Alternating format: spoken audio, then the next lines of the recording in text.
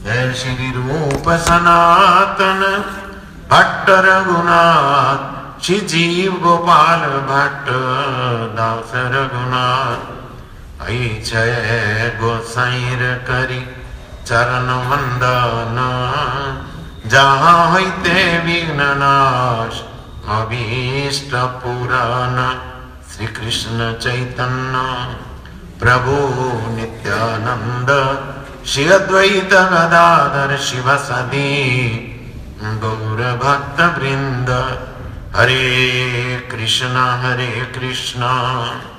कृष्णा कृष्णा हरे हरे, हरे राम राम राम हरे हरे। इतो नरसिंह परतो नरसिंह, जतो जतो जमी ततो नरसिंह। बहिर्नरसिंहो हृदय नरसिंहो, नृसिंह मातिं शरणं प्रपद्ये।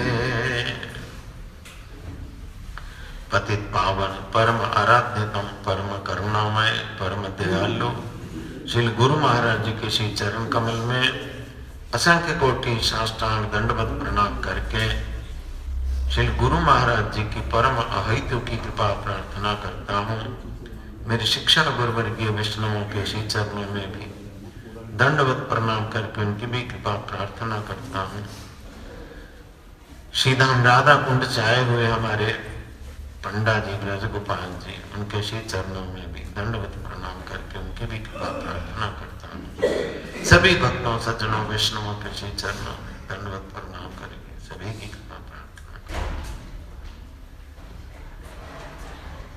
22 तारीख से पंडा जी यहाँ पर है।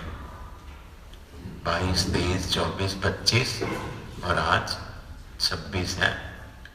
कल सुबह वो प्रस्थान करेंगे श्री राधा कुंड के लिए। इतने दिनों में हम लोगों ने इनसे हरिकथा सुनी। हरिकथा में इन्होंने बहुत से अलग अलग जो सब्जेक्ट्स हैं उनको छुआ, अलग अलग विषयों पे बोला। अतः बात तो बहुत बोली है, एक दो बातें मैं दोबारा स्मरण करता हूं। एक तो उन्होंने ये कहा कि किसी के घर में भी जाओ, वहां जाके कुछ खाना पड़ता है किसी के घर में, नहीं तो आने नहीं देता हूं। खाओ तो कहते जिसके घर में कुछ खाओ, प्रसाद पाओ, उस घर में जाके उसके बदले में हरि कथा जरूर बोलो, भगवान के बारे में जरूर बोलो। नहीं कथा तो उनका भगवान का नाम संकीर्तन, भगवान का नाम जरूर गान करो, नहीं तो मुश्किल होगा, भक्ति मार्ग में बढ़ नहीं पाएंगे, ऋणी के ऋणी होते जाएंगे, दिक्कत होगी। इन्होंने कहा,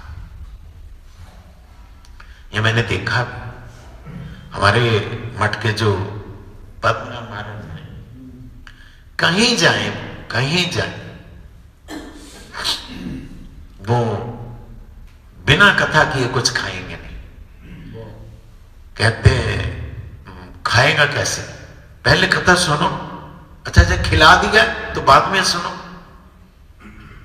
हमारे पंडा जी की जो एनर्जी है कथा कहने में अप्रत्याशित है। हम लोग प्रसाद पा के ऊँघने लगते हैं, इनको प्रसाद पाने के बाद में ताकत आती है। कथा बोलते पंडा जी। आज सुबह ये हमारे गुरु भाई पंकज के घर में गए, वहां पर जाके इन्होंने भगवान के नाम की महिमा कही, नाम के बारे में कहा। जो हमारे गौड़ीय संप्रदाय की शिक्षाएं हैं पंडा जी वही देते हैं, ये इनमें वैशिष्ट है। जो हमारे गौड़ी संप्रदाय में कहा जाता है उसके बारे में ही बोलते हैं। और आज दोपहर को हमारे गए बोलूं कि ना? है? देख लो जी, है?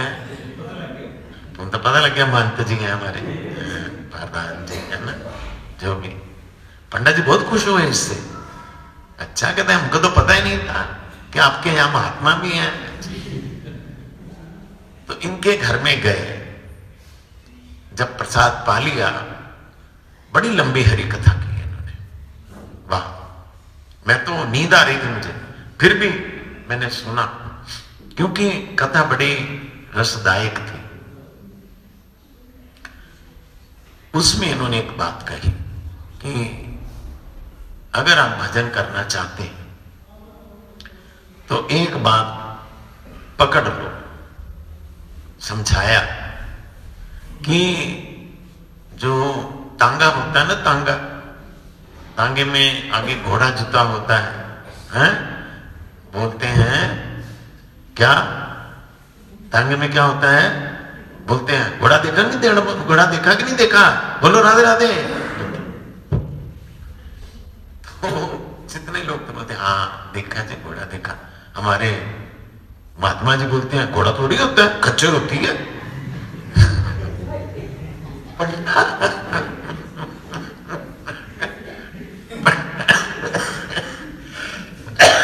पंडा जी हमारे जो भी है, मैं जो बात कहना चाहता हूं, कहते वो जो घोड़ा है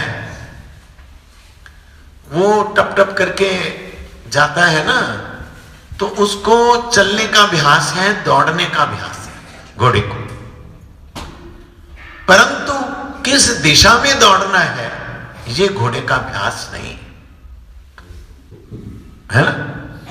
इसलिए कहते क्या करते हैं, वो घोड़े के नाक में नकेल डाल देते हैं, है ना? देखा कि नहीं?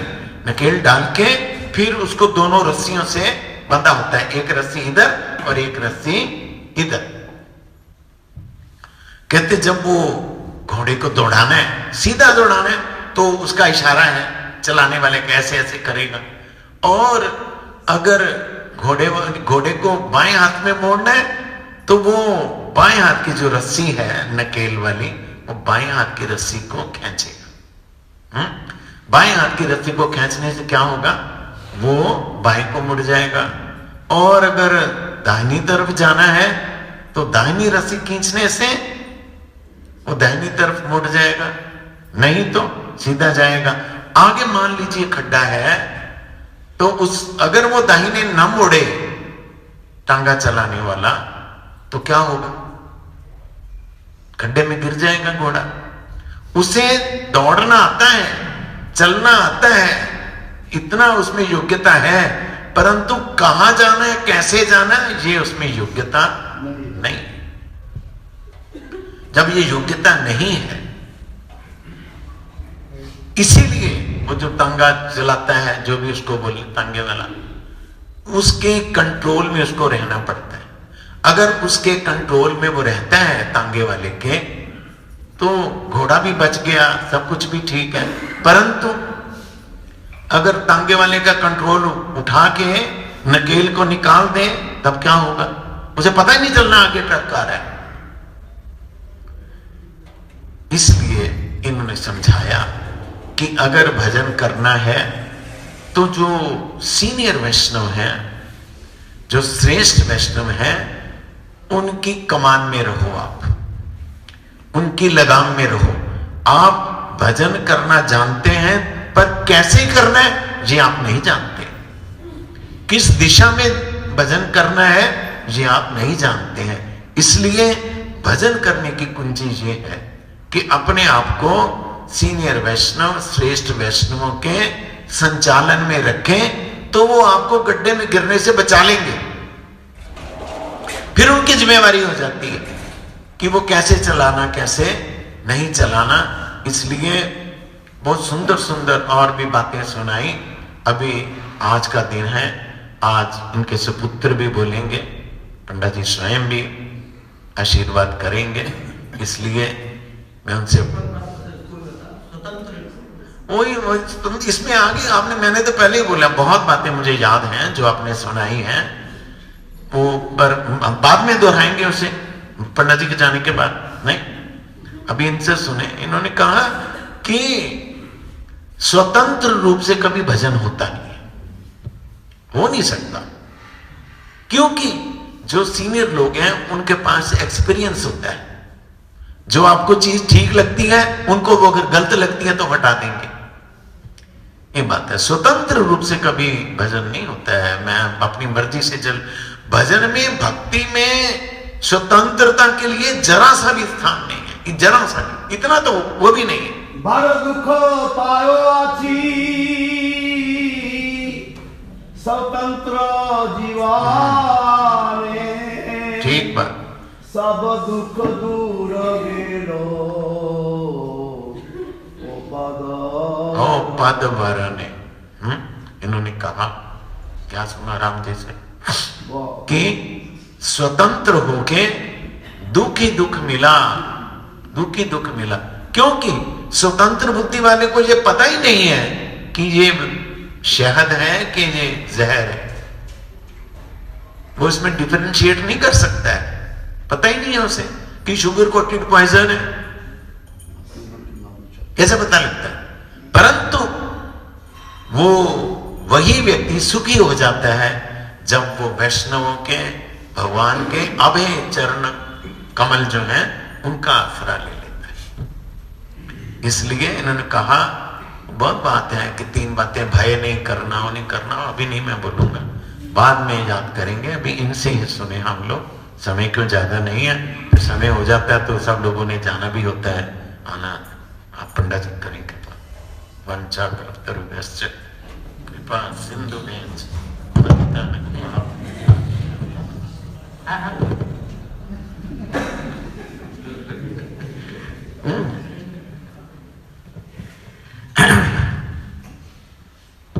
निताय गौर परमानंदे हरि हरि। जय जय श्री राधे, जय जय श्री राधे, जय जय श्री राधे।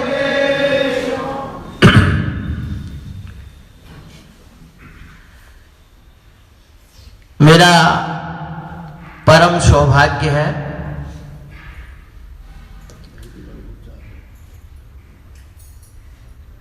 गुरु गोविंद श्री राधारी गौर सुंदर की कृपा से जो आप जैसे महावैष्णव का संग प्राप्त हो। एक महात्मा जी भजन करते जा रहे थे,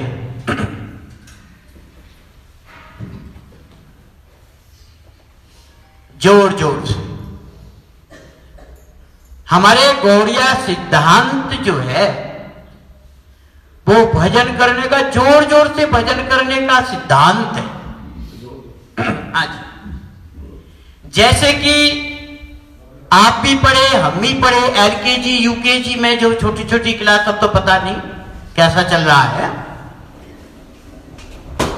तो जोर जोर से बोलते थे 1 2 3 4 5, जोर जोर से। टीचर भी बोलते, उसके बाद में स्टूडेंट भी बोलते थे, और उसमें एक स्टूडेंट पे एक मॉनिटर होता था। जब टीचर थक जाता था ना, वो मॉनिटर को खड़ा कर देता था, फिर वो बोल पाता जोर जोर से। तो जोर जोर से बोलने का बहुत ही लाभ है। एक महात्मा जी जोर जोर से हरि नाम करते हुए जा रहे, जैसे आप जाते हैं ना रास्ते में जोर जोर से, तो कहते रहे हाँ करे। मैं सुन रहा था बालपुर से, यहीं से ही जोर जोर से हरि नाम करते हुए जा रहे थे। तो एक महात्मा जी जोर जोर से हरि नाम करते हुए जा रहे, तो रास्ते में एक राहगीर मिला। मैं आपको प्रतिदिन देखता हूं नाम करते हुए जोर जोर से आप जाते हैं। अच्छा, जोर जोर से नाम करने का आपको भी बेनिफिट होगा और अन्य आदि को भी बेनिफिट होगा। वो कैसे? जैसे प्रभुपाद जी ने बताया, जैसे जोर से हम कीर्तन करते हैं या हरि नाम करते हैं, तो हमारे आसपास में जो भी हैं सबके कानों में हरि नाम जाएगा। बोलो राधे राधे। इच्छा हम अनिच्छा हम, चाहे किसी की इच्छा है या नहीं है, किंतु जो भी आपके मुख से पशु पक्षी कीट पतंग वृक्ष जो भी भगवान का हरि नाम श्रवण करेगा, आपका भी मंगल होगा और उसका भी मंगल होगा। तो महात्मा जी से पूछा, आप इतना जोर जोर से भजन कीर्तन कर, क्या आपने भगवान को देखा? जैसे अभी आपसे कोई पूछने लगे, वो बोले महात्मा जी मैं तो प्रतिदिन ही भगवान का दर्शन करता हूं। क्या आप लोग भगवान का प्रतिदिन दर्शन करते हैं? हम तो रोज करते हैं। आप करते हो कि नहीं करते हैं बताओ? अरे हमारे साक्षात राधा वल्लभ जी बैठे हैं, साक्षात ही तो हैं। बोला राधे राधे। और हम जो हरि नाम कर रहे हैं, आ रहे मठ में आ रहे हैं, जा रहे हैं, जो भी क्रिया कर रहे हैं वो अंदर बैठा हुआ है, तभी तो हम हैं। बोला राधे राधे। महात्मा जी बोले मैं प्रतिदिन भगवान का दर्शन करता हूं, तो हमको भी कराओ। अच्छा तुम भगवत दर्शन करना चाहते हैं, पर हमारी बहुत इच्छा है, आप हमको भगवान का दर्शन कराओ। अब महात्मा जी बोले चलो मेरे साथ।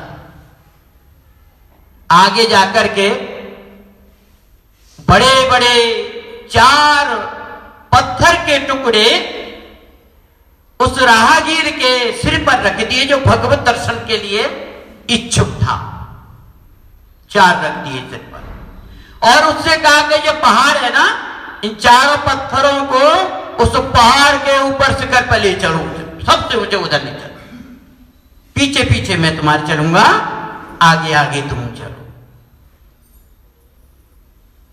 तो उसने 4 पत्थर सिर पे रख के, महात्मा जी पीछे चल रहे थे, वो आगे चल रहा था। अब आप देखिए जितना आप पहाड़ के ऊपर चढ़ोगे ना, उतनी चढ़ाई ज्यादा है, ठीक है ना? जितना आगे बढ़ोगे और भी चढ़ाई ज्यादा पड़ेगी, ऊंचा ज्यादा पड़ेगा। कुछ दूर आगे जाकर के उसने महात्मा जी से कहा, यदि आप कृपा करें और आप यदि मेरे को अनुमति दें, तो ये 4 पत्थर अब मेरे से ऊपर लिए नहीं जा रहे हैं। आप यदि बोले तो एक पत्थर को मैं उतार दूं। बोला राधे राधे। तो महात्मा जी बोले चलो ठीक है, एक उतार देंगे। तो 4 पत्थर के टुकड़े में से एक पत्थर का टुकड़ा उतार दिया, रहे 3, फिर आगे चढ़ा, थोड़ी राहत मिले, फिर आगे चढ़ा, और भी चढ़ाई है। बोला महात्मा जी अब मेरे से 3 भी नहीं चले, आप यदि कहो तो मैं एक और उतार दूं। महात्मा जी बोले उतार दो, कोई बात नहीं। एक और उतार दिया रास्ते में। कितने रहे? 2। फिर कहा चलो, कुछ उसको राहत मिली, फिर आगे चला। लक्ष्य था ऊपर पहुंचने का।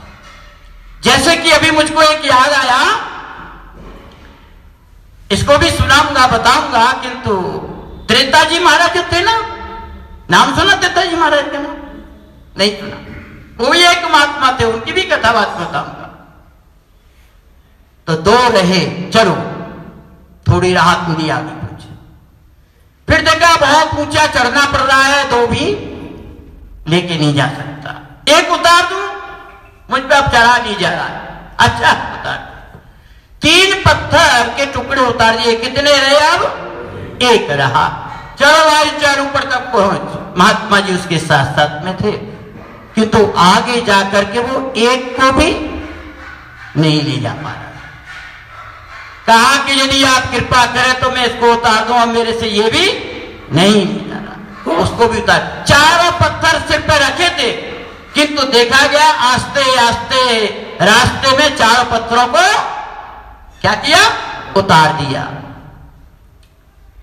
अब तो कोई सिर पे पत्थर नहीं है, चढ़ो ऊपर। धीरे धीरे धीरे धीरे और उस शिखर पर पहुंच गया जिधर जाना होता है। वहां बैठा, महात्मा जी ने पूछा कैसा लग रहा है? बोले मैं सच बताऊं? बोले हाँ बताओ। कि मुझको इतना परम आनंद और परम शांति मिल रही है यहां पर मैं आया हूं कि अब तक मैं जो संसार में रहा, समाज में रहा, परिवार में रहा, इन सब में रहा, किंतु ऐसी अनुभूति मुझको अभी तक नहीं हुई जो अनुभूति मुझको इस शिखर पर जाकर के हुई। इसका कारण क्या? बोले महात्मा जी ने कहा वो 4 पत्थर नहीं थे। भगवत अनुभूति जब होती है जब काम, क्रोध, मद, लोभ, अहंकार को त्याग दोगे। बोलो राधे राधे। भगवत मार्ग बहुत लंबा है, उसको हासिल करने के लिए हमको इन 4 चीजों का त्याग करना पड़ेगा। ठीक आपको उसकी अनुभूति होगी। महात्मा जी के चरण पकड़े, मुझको तो मिल गए भगवान। आप देखिए, आप जो इनकी सेवा करते हैं, धाम में जाते हैं, ऐसा कभी नहीं हो सकता कि आपको भगवत दर्शन नहीं हो। निश्चय ही होगा, किंतु आपको अनुभूति होती है कि नहीं। परिक्रमा दे रहे हैं गिरिराज जी की या कहीं जा रहे हैं धाम दर्शन करने, देखा आगे जाकर के एक मयूर आपके सामने नृत्य कर रहा है। वो मोर नहीं है, वो मुरलीधर है। बोलो राधे राधे। ये अनुभूति की। एक बार कीर्तन करते करते मठ के कुछ महात्मा थे, हम साथ में थे, और गायों का झुंड बहुत दूर था। गिरिराज जी की परिक्रमा चल रही थी, मैं आगे आगे, महाराज सब पीछे हुए, सब साथ साथ में चल रहे थे। इतनी गायों में से कम 150, 200, 300 गाय वहां चल रही थी आगे, बहुत दूर, परिक्रमा से बहुत दूर। जब मुखारबिंद से निकल के आए आगे के बहुत दूर चल रही थी। किंतु जब उसने देखा महात्मा कीर्तन करते करते जा रहे हैं, हम भी साथ में थे, वो गाय वहां से सब गायों को छोड़ करके यहां पर हमारी जो यात्रा चल रही थी परिक्रमा की गिरिराज जी की, वो वहां पर आकर के पूंछ उठा करके नृत्य करने लगी। बोला राधे राधे। यही अनुभूति है।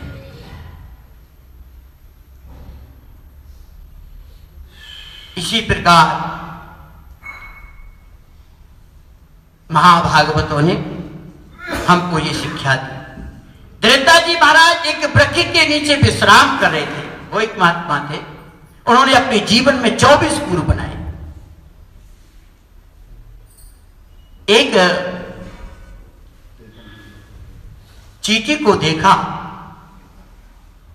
उसका लक्ष्य था ऊपर पहुंचना, किंतु थोड़ी आगे चलती, उठती, फिर गिर जाती, फिर चढ़ती, फिर गिर जाती, फिर चढ़ती, फिर।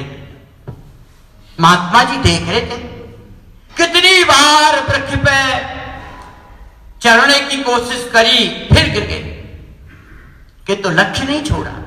वो उसको देखते रहे। आखिरकार उसने अपना लक्ष्य पूर्ण किया, ठीक ऊपर पहुंची गई। बोलो राधे राधे। हमारे जीवन में जैसे शिवास आंगन श्रीमद चैतन्य महाप्रभु माधव तिथि एकादशी तिथि में क्या और किसी के यहां पर कीर्तन नहीं करते थे? फिक्स था माधव तिथि एकादशी। एकादशी को ही माधव तिथि कहते हैं। सारे अपने पार्षदों को लेकर के उन्हीं के यहां पर कीर्तन करते थे। किसके यहां पर? और उनका एक ही पुत्र था। जिस दिन श्रीमद चैतन्य महाप्रभु गौर सुंदर माधव तिथि के दिन उनके यहां पर कीर्तन करने के लिए गए, एक ही पुत्र था, किंतु वो क्या हो गया? कोई शोक प्रकट नहीं कर रहा। शिवास ने कहा कि देखो तुम उनकी मां हो, ऐसे पुत्र हमको बार बार मिलते रहेंगे, किंतु श्रीमद चैतन्य महाप्रभु गौर सुंदर कृपा करके हमारे यहां पर आते हैं, ये हमारा परम सौभाग्य है, आप रोना नहीं। महाप्रभु जी ने कीर्तन किया, महाप्रभु सब जानते हैं, सब कुछ हुआ, किंतु भगवत संग नहीं छोड़ा। इस संसार के विषयों के दुख में वो कभी लिपटे नहीं। इतनी बड़ी गीता श्री भगवान श्री कृष्ण ने अपने मुखारबिंद से उसकी रचना करी। 2-3 पॉइंटों को विशेष करके लिखा उसमें। क्या लिखा है? पहली बात तो लिखा है उन्होंने, क्या लेकर आया जगत में और क्या लेकर के। देखो ये मैं भी कह रहा हूं, मेरे लिए भी लागू है और आपके लिए लागू है, सबके लिए कहने के बाद। क्या लेकर आया जगत में, क्या लेकर के मुट्ठी बांधे आया जगत में और हाथ पसारे, जोर तो बोला, हाथ पसारे। किंतु हमारे श्री भागवतम, हमारे श्री गुरुवर्ग कहते हैं कि लेके जाता है, लेके जाता है। क्या लेके जाता है? बोले तुमने अपने जीवन में कितने सत्कर्म करे हैं, कितना पुण्य कर्म किया है और कितने सत्कर्म करे हैं, कितने धर्म कर्म करे हैं, वही आपके साथ में जाए। बोलो राधे राधे, जोर से बोलो। किंतु किसी को दिखते हैं क्या? नहीं। हमारे पास 10,000 रुपए हैं, चालू खाते में डाल दो तो ब्याज ज्यादा नहीं मिलेगी, मिलेगी क्या? उसी 10,000 रुपए को 5 वर्ष के लिए फिक्स कर दो, कितना मिलेगा? डबल। कितना मिलेगा? आप तो ज्यादा टाइम लेते हैं, एग्जाम्पल दे रहा हूं आपको। 10,000 को फिक्स कर दो, 10 से क्या मिल जाएगा तुमको? 20। अरे जोड़ते तो बोला, 10 के कितने मिलेंगे? 20। कब मिलेंगे? 5 साल बाद। कितने साल बाद? अब तुम जो कहो कि मैंने आज ही डाल दिया और 2 महीना बाद, 6 महीना बाद, साल भर बाद 20 मिल जाते, ऐसा तो कभी हो नहीं सकता। कितने लोग हैं ऐसे जो भजन करते हैं, कहते हैं कि साहब हमें तो कुछ फर्क ही नहीं पैदा, फर्क नहीं पैदा। कोई ये परचुनिया की दुकान है या कोई डॉक्टर की दुकान है? बोला रहते फर्क नहीं पैदा, फर्क नहीं पैदा, कुछ नहीं होता, कुछ नहीं होता। बोलते हैं हम माला करते हैं, भजन करते हैं, कई कहते हैं भक्त लोग, शिष्य लोग कहते हैं, वैष्णव कहते हैं, प्रभु जी हमको कोई फर्क नहीं पड़ता। अरे गुरु जी ने जो तुमको भगवत भजन दिया, ये जहां का मैटर थोड़ी है, ये जहां का मैटर है क्या? बताओ, ये मैटर है श्री गोलोक वृंदावन धाम का। बोला राधे राधे। वहां पर हमारे ठाकुर जी आपका वेलकम नहीं, मोस्ट वेलकम करेंगे। एक चोर प्रति चोरी करता था, उसका काम ही ये था। एक गांव में चोरी करने के लिए गया, अष्टम पहर चल रहा था। अष्टम पहर जानते हैं आप? 3 घंटे का एक पैर होता है। अष्टम पहर में 24 घंटे हरि नाम चल रहा था। बोलो हरे कृष्णा। अब सारे गांव के लोग, कोई भी नहीं सुआ था, सब जगे हुए थे। कीर्तन में ना मतलब जीव जागो, जीव जागो। अरे जीव जागो मतलब रात में सो हुए उसको नहीं, 24 आवर्स जागो, 24 घंटा। हमने माला कर ली साहब, सब कुछ कर लिया, अब सैन में गए, कंप्लीट कोर्स पूरा, कोर्स। अरे ये भगवत भजन ऐसा है, इसको कभी कोई इसका कोर्स पूरा नहीं कर पाया। बोला राधे राधे। क्यों नहीं कोर्स करा? हरि अनंत, हरि कथा अनंत, हरि अनंत और हरि कथा अनंत। जितने भगवान हरि अनंत हैं, उससे कई लाख गुना भगवान की कथा है। आप कभी शेष कर सकते हैं? बताओ। जैसे सागर की गहराई कितनी है आज तक कोई नाप के नहीं बता सकता, इसी प्रकार भगवान की कथाओं को भी कोई। आपको रामायण, गीता, भागवत सब याद है। ऐसे ऐसे वृंदावन में, ब्रज में महात्मा, विरक्त महात्मा रहते हैं, फिर भी वो अध्ययन कर रहे, देख रहे। अरे आपको तो सब याद है। अरे उससे क्या, हम यदि इसको स्मरण करें तो अगले उसमें हमको सब कुछ स्मरणीय होगा। ऐसा भाव। तो कथा कहां चल रही थी? कौन सी कथा चल रही थी? मैं बता रहा था अभी। चोर प्रतिदिन चोरी करता था। अच्छा, चोरी किसकी होती है बताओ? राधे राधे बोलो। चोरी किसकी होती है? जो सोया होता है, जो सो जाता है, वो जागता रहता है तो थोड़ी चोरी होती है। जागे रहो, जागते रहो, जागते रहो, जागते रहो। सारा अपना कार्यक्रम पूरा किया, जो दिन के सारे कोर्स है, सुबह 3-4 बजे से लेके शाम रात बजे तक सब कुछ कर लिया सब। अब शहर में जाएंगे ना, माला कहीं झोली पे, कहीं टांग दी गई खूटी पर, या कहीं फ्रिज पे रख दी, या कहीं टेबल पे रख दी, जो भी एक्सपाइज है। और टीवी हो तो टीवी, नहीं तो मोबाइल चल रहे हैं आजकल। बोलो राधे राधे। मोबाइल में जो कुछ देखा, कोर्स तो पूरा हो गया ना, माला पूरी है गई, जितनी बोली उससे और ज्यादा कर दी। उसको देखने लगे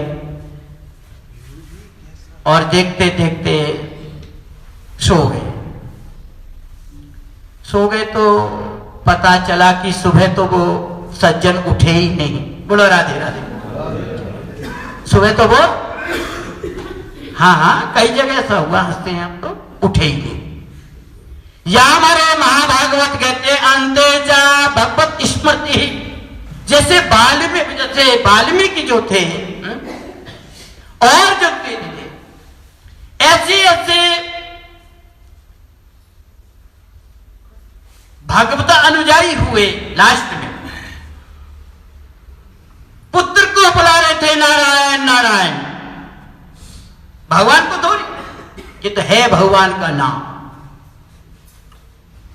सारा जीवन पाप अपराध किया, अंते चा भगवत स्मृति ही, लास्ट में भगवान का नाम लिया, भगवत धाम में पहुंचे। और हम क्या कर रहे हैं? सारा दिन भजन किया, सब कुछ कोर्स पूरा किया, और सोते समय तो पिक्चर देखी, या फिर कोई नाटक देखा, या कितने क्या आ रहे उसको देखा, सो गए। हमारा तो भगवत नाम तो बंदी हो गया, सुबह तो उठ ही नहीं पाए। कमला जलदल जीवन दल माला एही नाय। मेरा विशेष रिक्वेस्ट है आपसे, जब रात में आप जी के मोबाइल देखो, घर में देखो, कोई बात ना है, किंतु बात एक बार ध्यान रखो, जब आप सोते समय ज्यादा कुछ ना करो तो महामंत्र बोल के सो जा। हरे कृष्ण कृष्ण कृष्ण हरे हरे, हरे राम राम राम हरे हरे।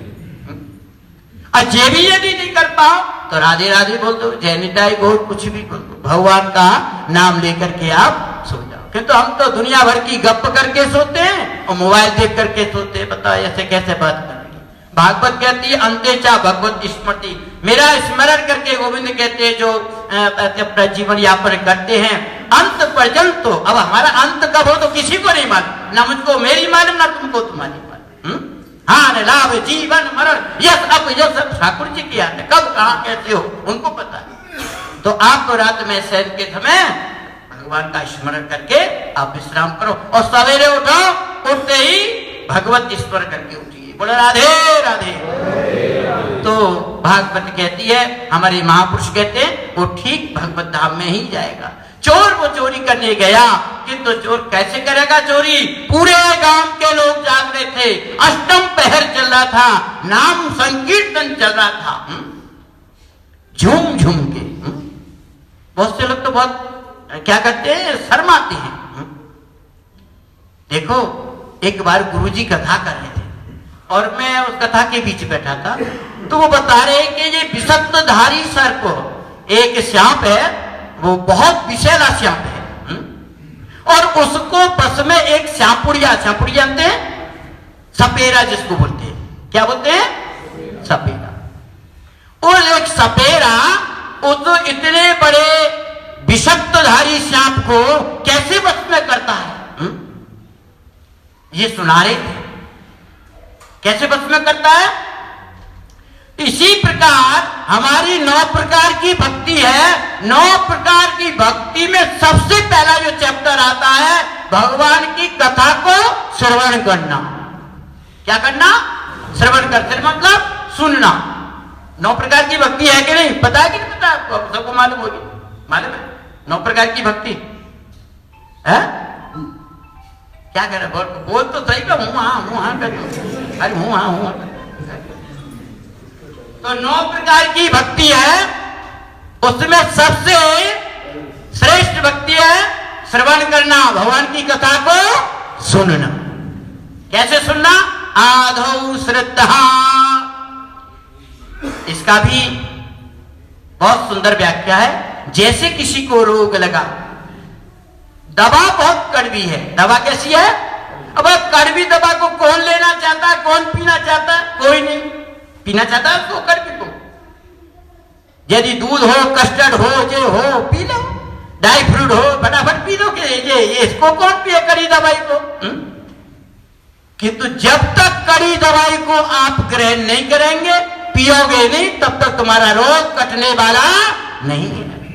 महाभारत कहते हैं कड़वी कहां तक लगती है? अंदर तक, पेट तक कड़वी लगती है? बोले नहीं, केवल कंठ तक। यहां से उतर जाए तो जन्म जन्मांतर के रोग को तुम्हारे को दूर कर सकती है वो, किंतु तुम्हारा काम है उसको ग्रहण करना। बोला राधे राधे। इसी प्रकार सारा रात वो जागरण किया। किसी के घर चोरी नहीं कर पाया। कैसे चोरी कर? सब तो जग रहे हैं। और यहां पर कीर्तन चल रहा था, अष्टम पहर चल रहा था, वहीं पर जाकर के बैठ गए। चोर की बात बता रहा हूं, जो रोज चोरी करता था। बैठ गया तो देखो, जब बैठ गया तो कानों में उंगली थोड़ी दी उसने। भगवान की कथा को, भगवान के नाम को श्रवण भी किया। क्या किया? और बीच बीच में बोला भी था। एक रात साधु संग, वैष्णव संग उसने किया। आया, उद्देश्य था उसका चोरी करने का, किंतु उस दिन चोरी नहीं कर पाया। लास्ट में जब उसने शरीर छोड़ा तो यमराज के पार्षद और धर्मराज के पार्षद अपना अपना रजिस्टर लेकर के पहुंच गए। बोले ये तो हमारा है, बोले ये तो हमारा कस्टमर है। हाँ, अब क्या कर बोलना पड़ता है कभी कभी। बोला राधे राधे, ये तो हमारा है भाई। बोल ये तो हमारा। तो यमराज के पार्षद बोले महाराज ये तो, इसने तो सारा जीवन अपराध पाप किया है, चोर डकैती ये सब कुछ किया है, अच्छा काम तो किया नहीं। धर्मराज के पार्षद अपना रजिस्टर लेकर भाई इसने किया। क्या किया? और 1% पुण्य किया। 1% जोड़ 1%। अब वो चोर था ना, बोले भैया मैं तो, बात तो सही है, सारा जीवन यही काम है, मैंने ऐसा पुण्य का काम क्या किया? उसको भी नहीं मालूम। तो यह धर्मराज के पार्षद ने बताया क्या किया? बोले एक बार ये तो रोज ही चोरी करता, किंतु एक गांव में चोरी करने के लिए गया, वहां पर भगवत संग किया, इसने साधु संग किया। जैसे बता ना, साधु संग सर्वशास्त्र कहान, साधु संग लभ मात्र सर्व सिद्धि हो। एक रात साधु संग किया, भगवत नाम स्मरण किया और भगवान का नाम भी बोला। इसने 1% पुण्य किया। अच्छा, फिर दोनों में कंप्रोमाइज हुआ। यमराज के पार्षद, धर्मराज के, क्या किया जाए? बोले इसी को पूछो। तो जो 99% अपराध पाप किया उसका फल क्या है भाई? उसका फल बताया, ये जितने भी दिखाया उसको, ये जितने भी है ना, कई नरकों की बात बताई और दिखाया भी था, भयंकर भयंकर भयंकर भयंकर। जैसे आपको छोटा मोटा अपराध करते हैं ना, तो थाने में जाकर के देखो, ये तो यहाँ की मार और वहां की मार के मारे तो पता नहीं क्या हो जाएगा। बोला राधे राधे, जोर दे बोला।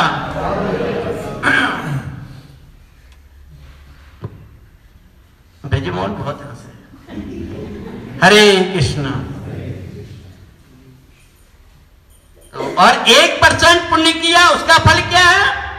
बोले 1% पुण्य जो साधु संग किया था, उसके बदले में क्या होगा ना, जो इंद्र जो है जो इंद्र सिंहासन पर बैठा हुआ है उसको एक दिन के लिए हटा दिया जाएगा और इसको इंद्र बना दिया जाएगा। बोला वृंदावन में हरिलाल की, बोला राधे राधे।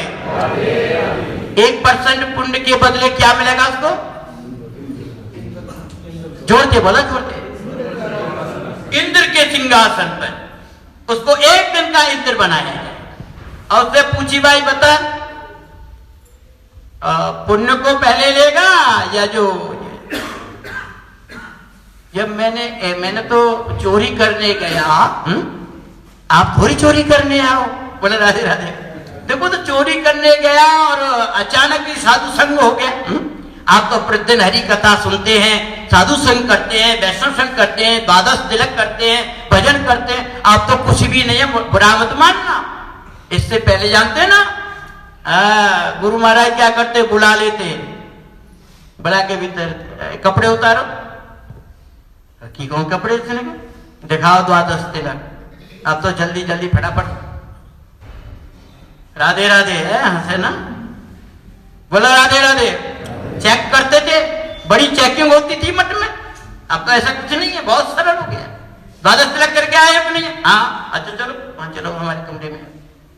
ऐसा कड़ा सर दिखाओ आपके श्रीअंग पर द्वादश तिलक है कि नहीं, इसे देखते थे। मतलब ऐसा कंप्लीट करके ठोक पीट करके उसको भजन में निपुण किया कि बस पूछो मत ही ना। ऐसे ऐसे अनुशासन मिले।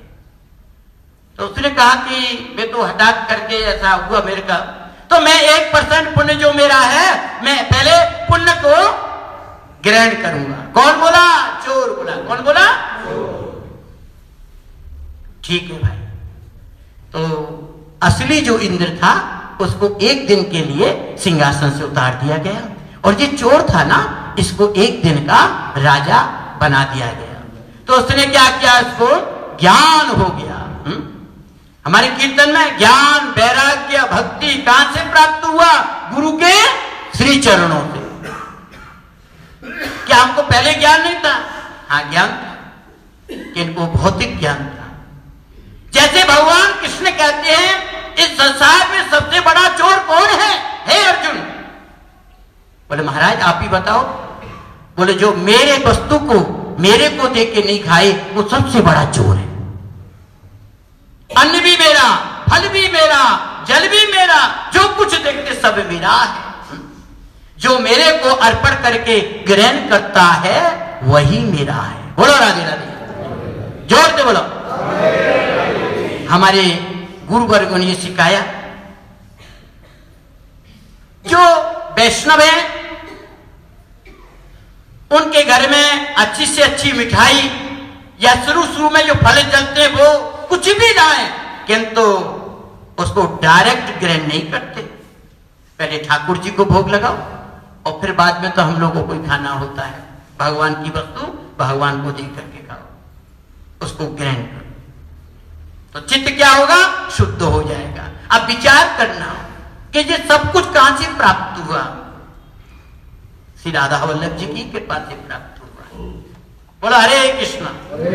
एक दिन का राजा बना दिया गया।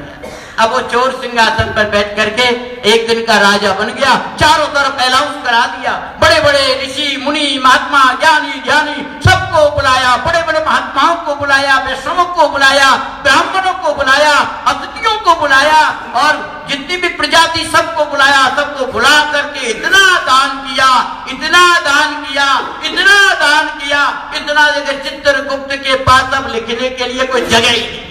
बोला वृंदावन बिहारी लाल की। इतना दान किया, इतना पुण्य किया, इतना धर्म किया, किंतु ये सब होश आया कब? कहां पर आया ये सब? जैसे आप लोगों को कब होश आया? जब मठ में आए, जब कथा सुनी, जब महात्माओं का संग किया, जब होश आया। एक वृद्ध माता कम से कम 80-85 वर्ष की थी, बंगाल की बात बता रहा हूं। तो मैं उनके यहां पर गया, बहुत रो रही थी और अपने हाथ से ही रसोई बना करके हमको सिखा। हम बोले माँ क्यों रो रही? मैं कि तुम्हारी उम्र तो बहुत हो गई। बोले नहीं, हमारी अभी उम्र मात्र 10 साल की हुई है। कितनी साल की? जबकि 80-85 वर्ष की थी।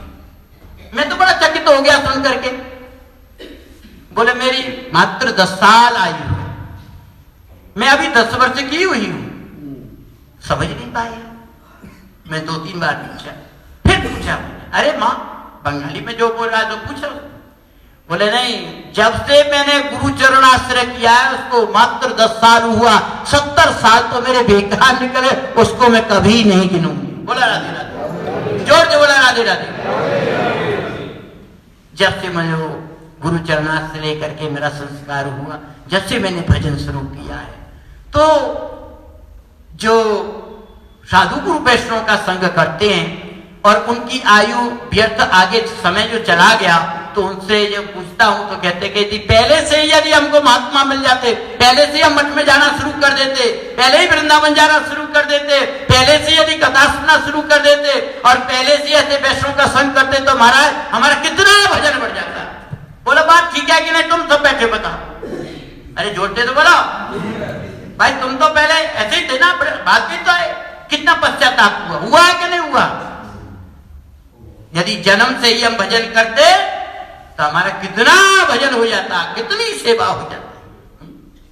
इसी प्रकार उसको एक दिन का सिंहासन पर इंद्र बना दिया। उसने इतना पुण्य किया, इतना पुण्य किया कि जितना उसने अपराध पाप किया, जैसे कि मुझको याद आ रहा है, 2 मिनट को फिर कहना हमारे कहेंगे 2 मिनट, कि जगाई मदाई जैसे तो अपराधी पापी कोई नहीं होंगे। जगाई मदाई का नाम सुना है? कहां पर? नदिया में। इतना अपराध, इतना पाप, इतना वैष्णव को कष्ट देना, ये करना, वो ये करना, भजन में बाधा देना। यहां तक कि जगाई मदाई ने श्री नित्यानंद प्रभु की क्या कर दिया समझे ना, वो कलशी से सिर को फोड़ दिया।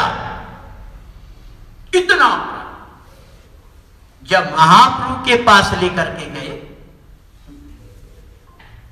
तो महाप्रभु ने उनके सारे अपराध क्या कर दिए।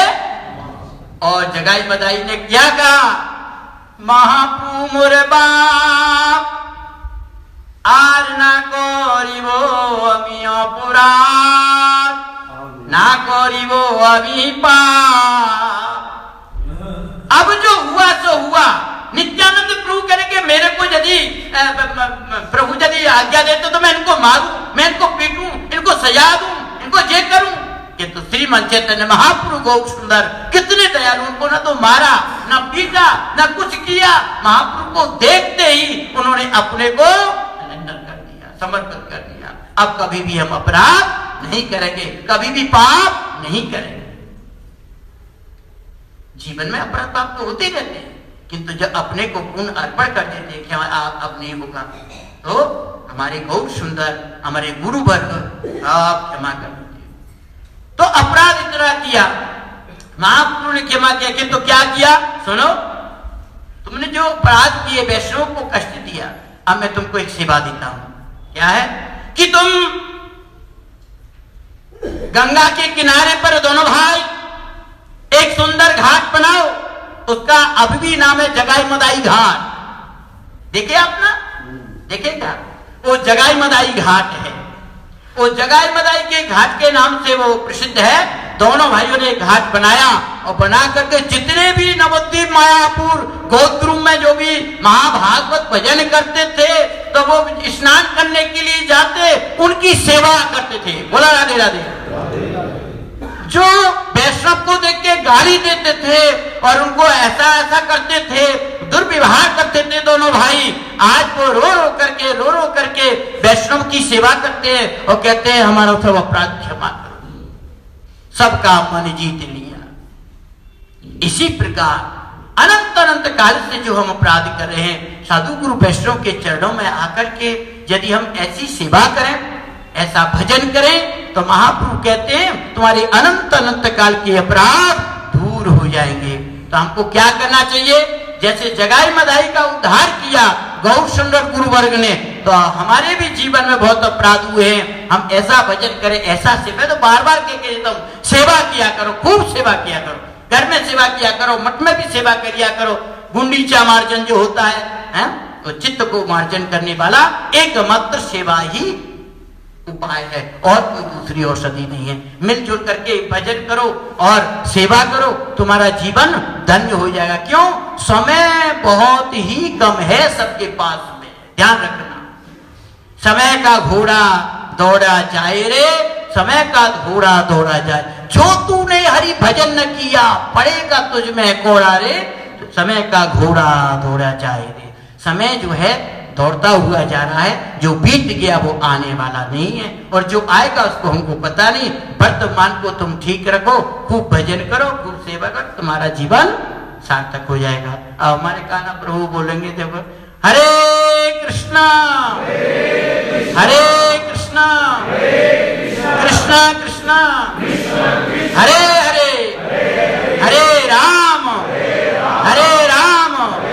राम राम हरे हरे। बोले बोल मेरी जिप्या उच्च स्वरे, बड़ी बड़ी कथाएं हैं, समय तो मेरे काम है ना। चलो हरे कृष्ण। हाँ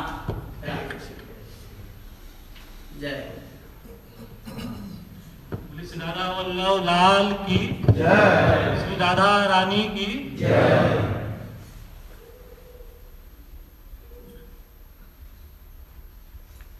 मैंने आज से पहले कोई बोला नहीं।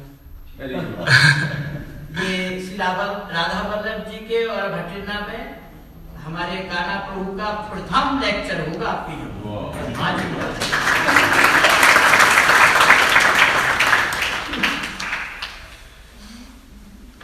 मेरी इतनी सामर्थ्य नहीं है कि मैं आप सबके सामने, महाभागवतों के सामने कुछ बोल सकूं, लेकिन दास को आज्ञा हुई है, आदेश हुआ है, तो मैं थोड़ा सा कुछ बोलूंगा।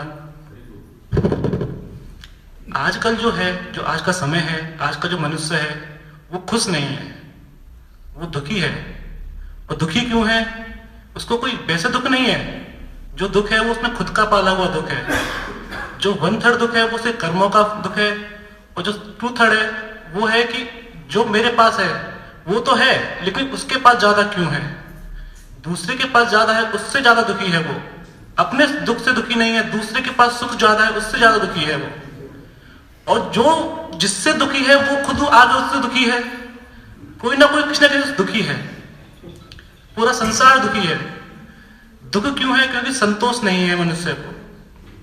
संतोष जिसको होगा उसी को सुख होगा। जो दरिद्र होता है वो कहता है धनवान सुखी है, धनवान कहता है कि राजा सुखी है, राजा कहता है कि चक्रवर्ती सुखी है, और चक्रवर्ती कहता है कि इंद्र सुखी है, और इंद्र कहता है कि भगवान राम सुखी है, भगवान राम कहते हैं कि वो संत सुखी हैं। लेकिन संत खुद कहते हैं कि संत खुश वही है जिसके पास संतोष है। संतों के पास संतोष है इसलिए वो सुखी हैं। मनुष्य के पास संतोष नहीं है इसलिए वो दुखी हैं।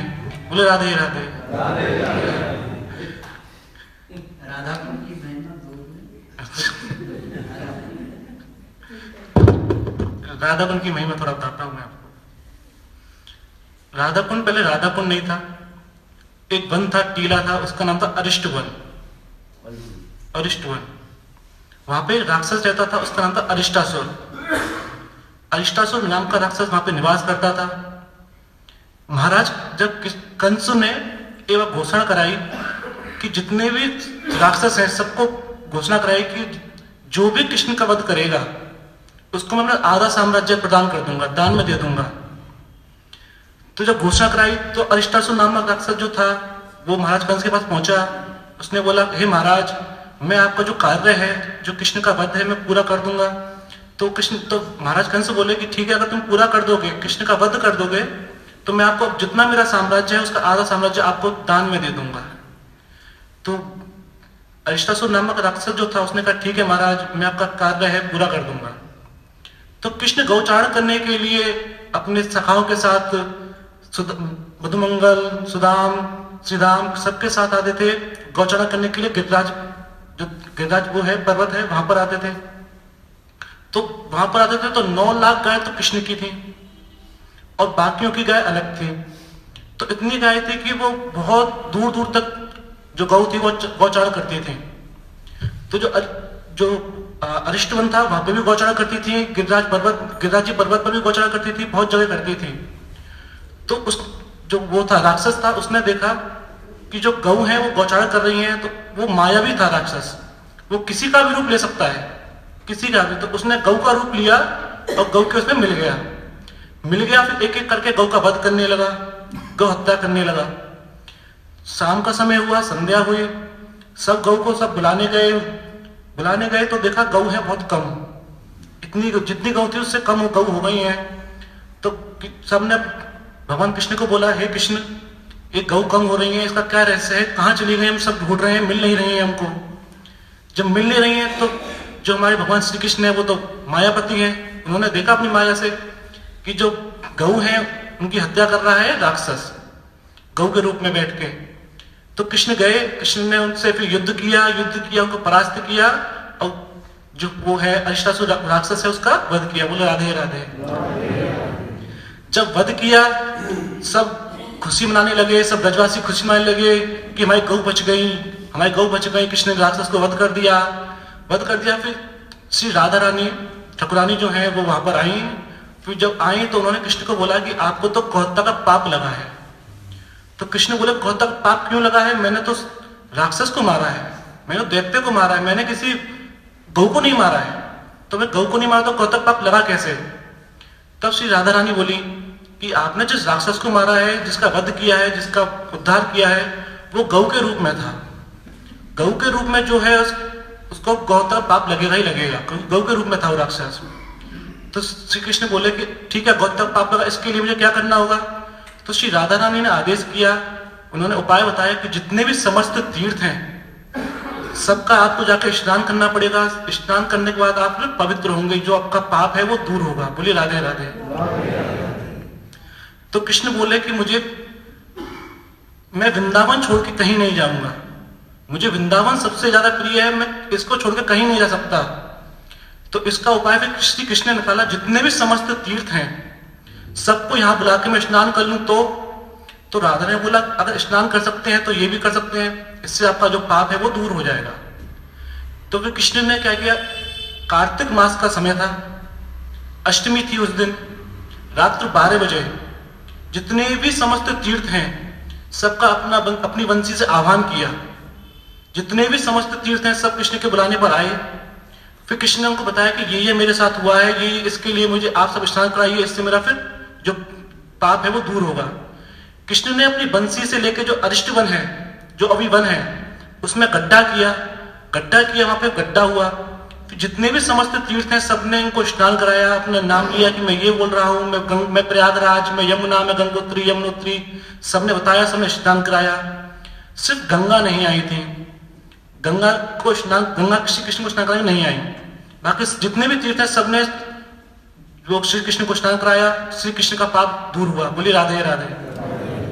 श्री कृष्ण का पाप दूर हुआ तो कृष्ण जी बोले कि हे राधे, आप भी अपना कुंड में जो कुंड है वो आप बना लीजिए, जहां पे मैं वहां पे आप रहेंगे, जहां कृष्ण वहां पे राधा। तो राधा बोली मैं अपना कुंड क्यों बनाऊं, मुझको तो ऐसा कुछ हुआ नहीं, मुझको पाप लगा नहीं। तो कृष्ण बोले कि अभी नहीं, जब कलयुग आएगा, कलयुग के जीव आएंगे, उनका उद्धार करने के लिए आपको यहाँ पे रहना पड़ेगा। तो श्री कृष्ण राधा रानी ने बोला कि ठीक है मैं अपना कुंड। तो श्री राधा ने अपने कंगन से उधर अरिष्टवन में गड्ढा किया। जब जो वर्तमान में कुंड देखते हैं, राधा कुंड और श्याम कुंड, उनके अंदर भी एक कुंड और है। राधा कुंड के अंदर है कंगन कुंड और श्री कृष्ण कुंड के अंदर है वज्रनाभ कुंड, बंसी कुंड। ठीक है, तो जो मेन कुंड है जो कंगन से क्या था वो कुंड के अंदर है, राधा कुंड के नीचे है, जो दिखता नहीं है। ठीक है, जब श्री राधा रानी ने कंगन से वो किया, गड्ढा किया, जो गंगा थी वो आई थी गोवर्धन में श्री कृष्ण को स्नान कराने। तो फिर ये सब कृष्ण राधा रानी ने बोला कि मैं जल कहां से लाऊं, तो कृष्ण ने बोला मेरे कुंड से ले लीजिए आप जल। तो राधा ने बोला कि मैं आपके कुंड से जल नहीं ले सकती, क्योंकि आपका जो जल है वो अपवित्र है, क्योंकि आपका जो पाप है वो दूर हुआ है इस जल से, इसलिए वो अपवित्र है, मैं आपका जल स्पर्श नहीं कर सकते। फिर श्री राधा रानी अपनी जितने भी सखी हैं गोपियों के साथ गोवर्धन गई, वहां पे जो मानसी गंगा है वहां से जल लेके आई। जल लाके अपने जो गड्ढा किया था वो कुंड बनाया था उसमें जल को डालने लगी। जल डालती जा रही है, डालती जाने लगी, वो कुंड में जल रुक नहीं रहा है, जितना भी जल है सब जमीन के नीचे चला जा रहा है, जमीन नीचे चला जा रहा है। कोई बहुत देर हो गई लाते, जब सब थक गए तब उन्होंने फिर कृष्ण को बोला, हे कृष्ण ये क्या हो रहा है, ये कौन सी माया है आपकी, ये जो पानी इसमें रुक नहीं रहा है, पानी नीचे चला जा रहा है। तब श्री कृष्ण ने बोला, जब तक आप मेरे कुंड का स्पर्श नहीं करेंगे, मेरे जल का स्पर्श नहीं करेंगे, तब तक ये पानी रुकेगा नहीं। तो श्री राधा रानी जब हार चुकी, थक गई, तब उन्होंने बोला ठीक है आप जो करना है आप करिए। तो फिर श्री कृष्ण ने बंसी से लेके, जो उन्होंने अपना बंसी कुंड बनाया उससे लेके लाइन खींची, वो सीधे कंगन कुंड तक खींची। जो आप संगम देखते हैं श्री राधा कुंड और श्याम कुंड में जो मिलन है, वो पूरा नीचे तक उनके जो दो कुंड है उधर तक दिखता है। जो वर्तमान में संगम दिखते हैं, जो राधा कुंड श्याम कुंड जो जगह दिखती है ना आपको, कि यहाँ से वहां पे एक मिलन हो रहा है दोनों कुंडों का, वो पूरा नीचे तक हो रहा है। तो जब श्री कृष्ण ने बंसी से वो लाइन खींची, मिलन हुआ दोनों कुंडों का। जब जल श्री कृष्ण के कुंड से लेकर राधा कुंड तक पहुंचा, कंगन कुंड तक पहुंचा, फिर उतना जल फूटा श्री राधा कुंड वो कंगन कुंड से, इतना जल फूटा कि कंगन कुंड भर गया, राधा कुंड इतना ऊंचा भर गया, फिर कृष्ण कुंड जो था बंसी कुंड के ऊपर, कृष्ण कुंड के ऊपर सब जल हो गया। बोली राधे राधे। तब श्री कृष्ण ने कहा कि हे राधा रानी, ये बहुत अच्छा हुआ, इसके बाद जो कलयुग के मानव आएंगे उनका बहुत उद्धार होगा, आप कुछ कृपा करें, कुछ वरदान दें, वो करें। तब श्री राधा रानी बोला, कार्तिक मास में अहोई अष्टमी के दिन रात्र 12 बजे जो मेरे कुंड में स्नान करेगा उसकी मनोकामना पूर्ण होंगी। बोलिए राधे राधे। तो रात्र 12 बजे स्नान होता है, बहुत लोग आते हैं, बहुत लाखों लोग भक्त आते हैं। तो जिनके माता बहनों के पुत्र प्राप्ति नहीं होती है, वो राधा कुंड रात्र 12 बजे आते हैं और अष्टमी के दिन स्नान करते हैं, उनकी पुत्र प्राप्ति हो जाती है। बोलिए राधे राधे। उसके बाद समय बीतता गया, फिर विलुप्त राधा कुंड श्याम कुंड विलुप्त हो गए। विलुप्त मतलब खोने गए, वहीं पे थे लेकिन सब लोग भूल गए। फिर महाप्रभु जी आए, उन्होंने फिर राधा कुंड श्याम कुंड का प्रादुर्भाव किया। पहले जो ब्रजवासी थे वो बोलते थे, उनको राधा कुंड श्याम कुंड कोई नहीं बोलता था, उनको बोलते थे काली पोखर और धोरी पोखर। काली पोखर कृष्ण कुंड को बोलते थे, धोरी पोखर बोलते थे राधा कुंड को, क्योंकि राधा कुंड का जो जल है वो है सफेद और कृष्ण कुंड का जल है वो है काला। तो इसलिए ब्रजवासी लोग बोलते थे काली पोखर, धोरी पोखर। फिर महाप्रभु जी आए, उन्होंने नामकरण किया, राधा कुंड श्याम कुंड नाम दिया। उसके बाद से फिर राधा कुंड श्याम कुंड पड़ा। बोलिए राधे राधे। इतना ही बोलना चाहूंगा।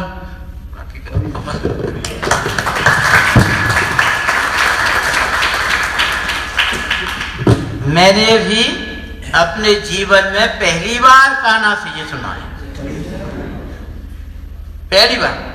कभी भी राधा कुंड में भी नहीं बोले और कहीं पर भी ऐसा मौका नहीं हुआ। आज आपके सन्मुख कान्हा जी ने यहाँ से स्टार्ट किया है। आप सभी कृपा करना कि वो आगे इस भक्ति मार्ग में बढ़े और सुंदर सुंदर हमारी ब्रज की कथाओं को श्रवण कराए। हरे कृष्ण। लोग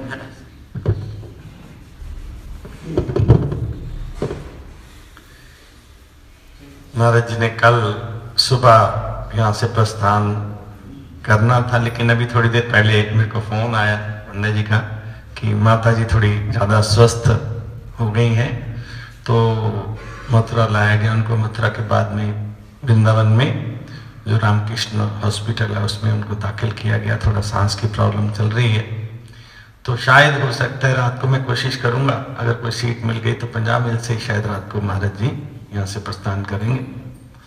तो कोशिश मेरी जारी है, अगर कोई सीट मिल जाती है तो मैं रात को इनको यहाँ से प्रस्थान करने की कोशिश करूंगा, लेकिन नहीं तो सुबह तो 6:30 बजे हमारी की ट्रेन है ही, उसी से महाराज जी सुबह जाएंगे अगर नई सीट मिलती तो सबसे मेरी प्रार्थना है कि महाराज जी को जिसने भी मिलना हो, जिसने भी कोई सेवा देनी हो, वो भी दे सकता है। हरे कृष्ण।